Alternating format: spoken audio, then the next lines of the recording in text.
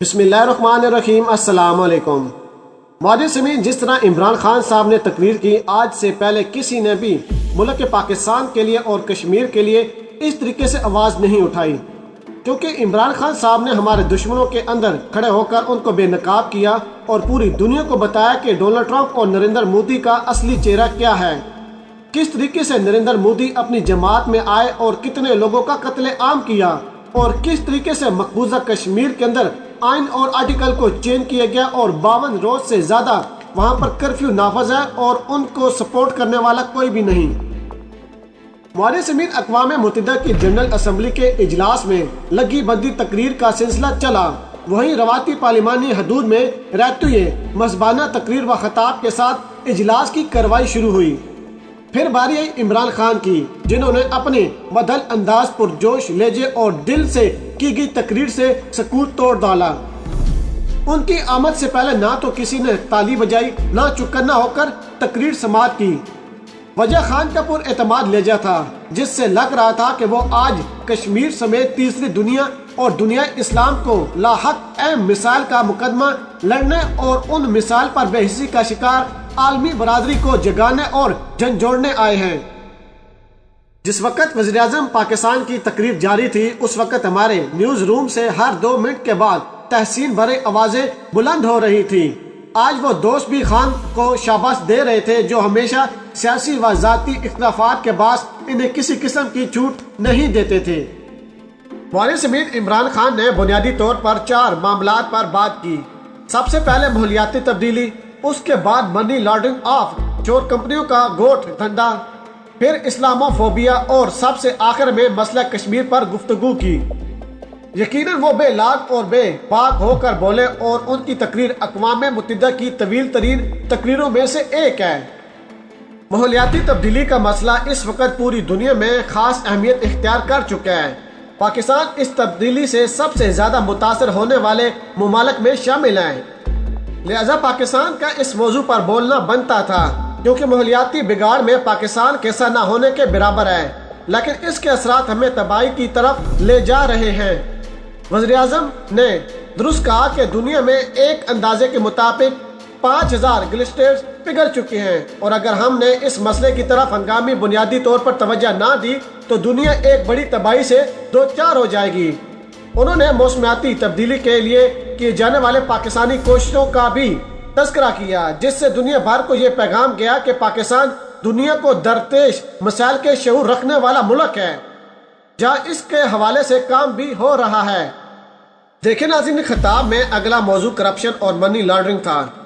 اس پر عمران خان صاحب بولے۔ انہوں نے بتایا کہ جب وہ اپوزیشن میں تھے تب بھی اور انتخابی مہم بھی انہوں نے سابق حکمران کو اس حوالے سے کس قدر تنقید کا نشانہ بنایا، جہاں انہوں نے عالمی سطح پر منی لانڈرنگ اور آف شور کمپنیوں کا ذکر کیا، جن کا قیام یورپ کے نام نہاد ترقی یافتہ اور امیر ممالک کے تعاون کے بغیر ناممکن تھا۔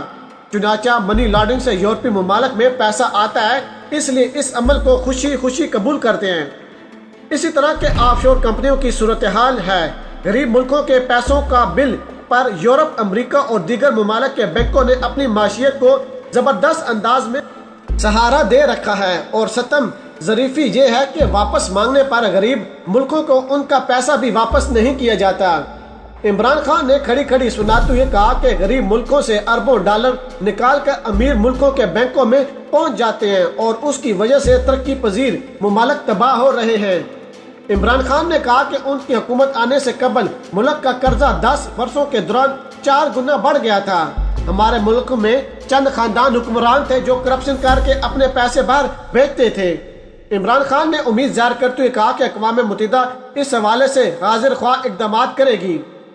اقوام متحدہ جیسے عالمی پلیٹ فارم پر پہلی بار اسلامو فوبیا، مسلمانوں کے خلاف نفرت انگیز مہم اور سلوک پر کھل کر گفتگو کی گئی ہے۔ اس سے پہلے کسی مسلمان حکمران نے یوں دنیائے اسلام کا مقدمہ نہیں لڑا۔ عمران خان کا کہنا تھا کہ میانمار سے تقریباً 10 لاکھ روپے یورینیم مسلمان باہر جاتے ہیں اور وہ شدت پسندی کا شکار ہیں۔ اس پر عالمی برادری کا کیا جواب تھا؟ آپ کیا سمجھتے ہیں کہ 1 ارب 30 کروڑ مسلمان کیا سوچتے ہوں گے؟ وزیراعظم عمران خان کا کہنا تھا کہ بدقسمتی یہ ہے کہ اسلاموفوبیا متعدد رہنماؤں کی وجہ سے پھیل رہا ہے اور اس کی وجہ سے مسلمانوں میں مایوسی ہے۔ معزز سامعین، آخر میں عمران خان صاحب نے کشمیر پر بات کی اور ایسے کہ اگلی پچھلی ساری کسر نکال دی۔ عمران خان فی البدیہ بولے اور بلا جھجک بولے۔ خدشہ تھا کہ وہ کہیں نہ کہیں ایسی بات کر جائیں گے جس سے مذاق بنے گا۔ عام طور پر تاریخ اور جغرافیائی کے ریفرنس دینے میں خان صاحب خاصے لاپرواہ ثابت ہوتے ہیں، لیکن اچھی بات یہ رہی کہ سب ٹھیک رہا۔ انہوں نے دلائل، عقل اور تکبر کا دامن نہیں چھوڑا۔ کشمیر پر بولتے وقت انہوں نے بھارت کا RSS کا پردہ چاک کیا، توا ہندو دہشت گردی کا بھی بھانڈا پھوڑا۔ ان کا کہنا تھا کہ بھارت میں RSS کی حکمرانی ہے جو ہٹلر کے نظریے کے حامی ہیں، اور جب مودی گجرات کے وزیر اعلیٰ تھے تو اس دور میں ہزاروں مسلمانوں کا قتل عام کیا گیا۔ وزیر اعظم نے کہا کہ میں خود کو مثال بناتا ہوں، میں کشمیر میں ہوں اور مجھے 55 روز سے محصور کیا گیا ہے۔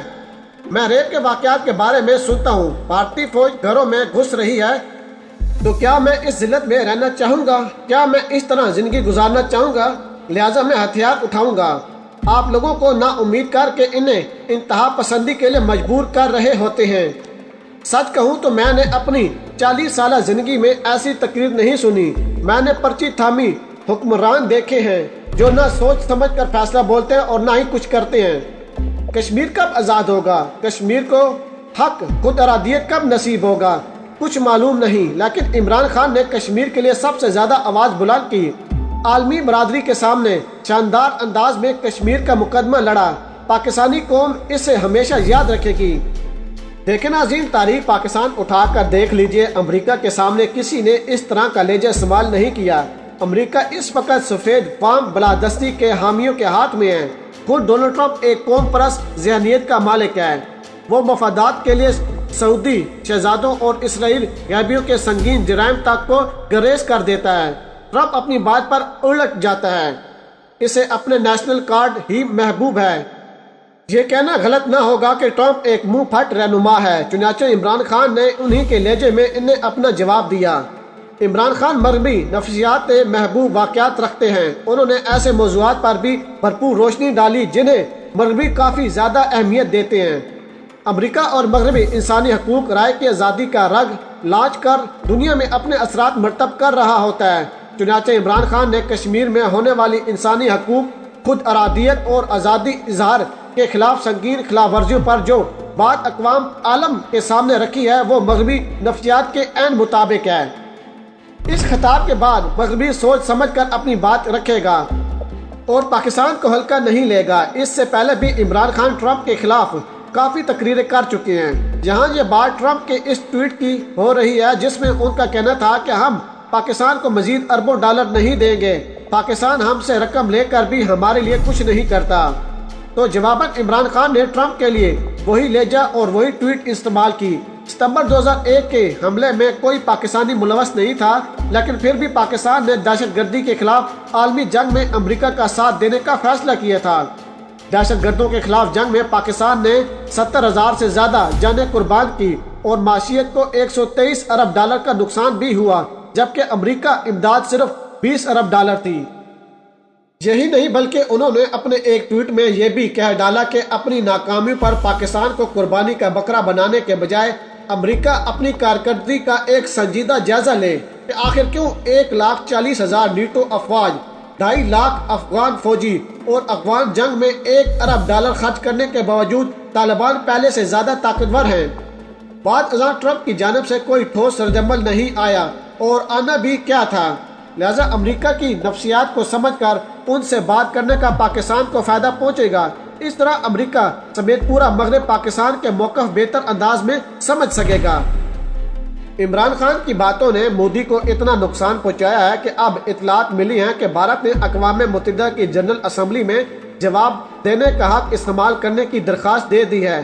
وارثین، ہمارا کام تھا ویڈیو بنا کر آپ کو سچائی سے آگاہ کرنا۔ اب آپ لوگوں نے ہماری ویڈیو کو ہر جگہ پر شیئر کرنا ہے تاکہ پوری دنیا کو پتہ چلے کہ اصل حقائق کیا ہیں، اور ہمیشہ کی طرح آپ لوگ ہمیں ایسے ہی سپورٹ کرتے رہیں، اور ہمیں جیسی کوئی نیو انفارمیشن ملے گی ہم سب سے پہلے آپ لوگوں کے ساتھ شیئر کریں گے۔ اور اگر آج کی ویڈیو آپ کو ہماری پسند آئی ہو تو ویڈیو کو لائک کر دیں، شیئر کر دیں اور پاک آرمی اور ISI کے حق میں ایک نعرہ کمرس میں ضرور لگا دیجیے گا۔